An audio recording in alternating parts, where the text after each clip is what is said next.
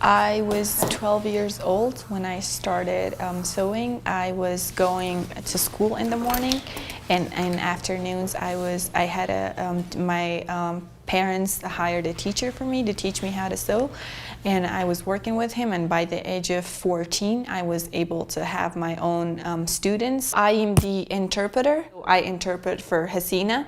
She understands Pashto, and since the husband is mute, she is translating to him in a sign language. My husband worked with U.S. military in Afghanistan for 17 years, and when the collapse happened in Afghanistan, we were told by the U.S. Army to get to the airport to Kabul and get on the plane and just come straight to the U.S. Unfortunately, they weren't able to bring all the kids to the U.S., so 2 of them are left behind in Afghanistan. I am very grateful to be here as a mom. I was never able to go to school back home. I don't know how to read, I don't know how to write, and my husband is mute. Our only hope is for our children to get better education here and to become good people here, and give that love and support that we received from everybody in the U.S.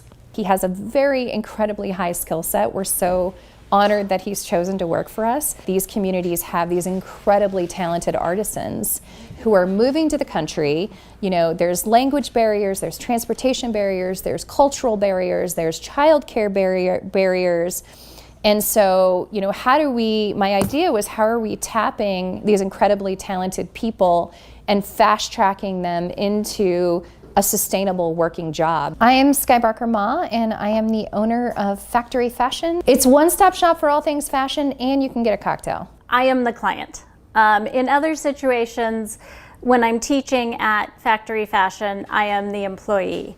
When I'm doing pattern making for Skye, then she is my client. You know, there are a lot of ways that Skye and I work together. I am Darlene C. Ritz. And I am the founder and creative director behind DCR Studios. We create clothes for those who embrace their environment as they embrace themselves. Fabric is the only thing standing between me and you right now.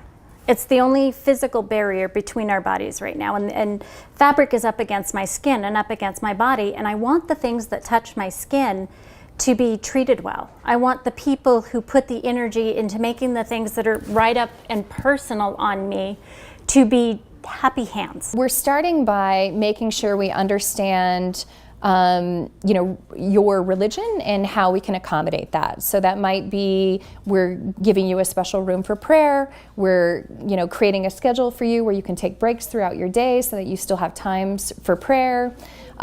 Providing translation services or connecting with other nonprofits that can help us provide translation services, so while you're here that we can communicate effectively with you.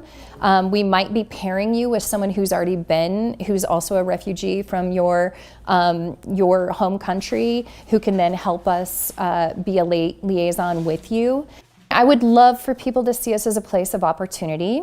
You know, we're a place of opportunity for someone who wants a good job where they're treated well and respected, and a career. And that can come from you're someone who has almost no experience sewing all the way through the highest level of your career.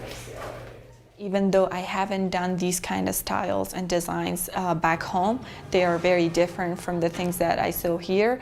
But it's very easy for me. I can just look at it and make it. I don't have a problem with that, but that's mostly what's going through my mind, just looking at different designs and trying to make them. And it's exciting for me.